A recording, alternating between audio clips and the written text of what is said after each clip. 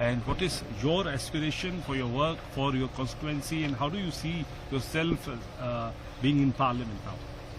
First of all, I would like to thank our AICC President Mallikarjun Kharge Saab for giving me this opportunity, and Sonia Gandhi Madam, Rahul Gandhi Sir, and our State's Chief Minister Siddaramaiah Sir, and our KPCC President DK Shivakumar Sir. They had trust and faith in us, and they gave us an opportunity to contest the election. And after that, the voters of our constituency, the people of our constituency had faith in us, and they gave us an opportunity to serve them.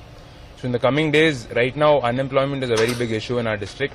A lot of students have finished their degrees and yet they are unable to find jobs. So our first plan is to do some skill development for these students. Once skill development happens, automatically they will also be able to find jobs. So our first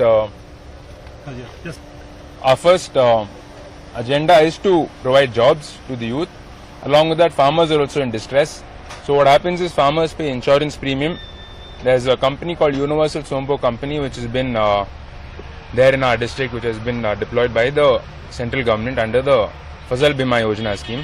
So once they pay insurance premium, they are unable to get the insurance on time. Once the crops they are damaged, they are not able to get insurance. The companies sometimes they close down the helpline numbers.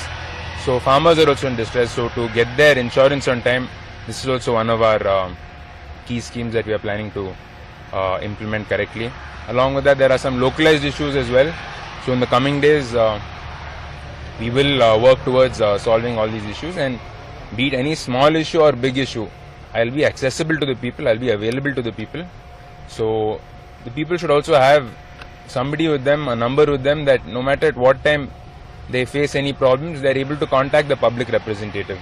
So me being the public representative, I will be there for them, I'll give them my full time, and I'll serve them to the best of my ability. So as I've done the whole homework, and how do you see the young people coming into the Parliament? Because the people at your age must be looking for the career, for their studies, and for their careers. Now you are coming into politics and now becoming an MP and to serve your people of your constituency in Parliament. So what message do you want to say to the young India of our country?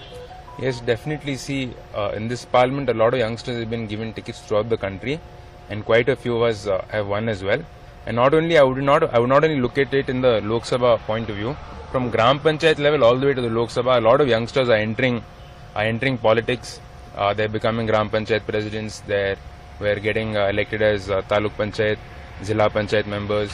So it's a very great thing to see, because what happens is in rural areas and maybe in urban areas as well, youngsters, when they meet senior leaders, they're not able to freely open up with them, talk to them. There's a big generation gap.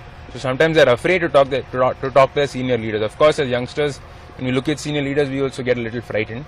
So when youngsters are coming into this leadership role and they're entering politics and they're contesting elections, the generation gap will be bridged, and youngsters will be able to connect with the younger generation well, and their problems will also be able to sort it out better, I feel.